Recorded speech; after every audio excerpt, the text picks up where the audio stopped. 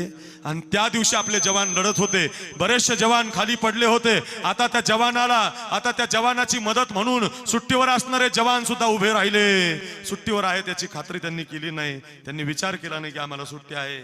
वर्दी अंगामध्ये धारण केली, हातामध्ये शस्त्र घेतलं आणि लढायला लागले। त्याच्यामध्ये ऋषी लढत होता, त्यांचा झेंडा त्यांनी आपल्या मातीत रोवला होता। सहन झालं नाही, इतके लढले, सगळे दहशतवादी मारले, त्यांचा झेंडा फेकून दिला, आपला झेंडा रोवला। भारत माता की जय, वंदे मातरम असा जयघोष झाला। रोमांच्या अंगावरले उभे राहिले, विजयश्री खेचून आणली।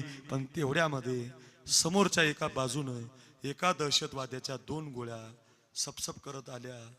त्या 2 गोळ्या त्या ऋषिकेश जोंधळेच्या, ज्याला सुट्टीवर जायचं होतं, त्याच्या छातीवर गेल्या आणि तो जमिनीला पडला। मातीला मुजरा करून हसत हसत निघून गेला। देशाच्या झेंड्यामध्ये त्याची बॉडी गुंडाळली।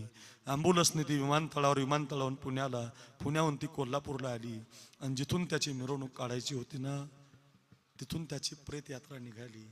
बापानं झेंडा सरकवला। एकुलता एक 20 वर्षाचा तरणा बाण पोरगा मृत्यूच्या शय्येवरती पाहिला।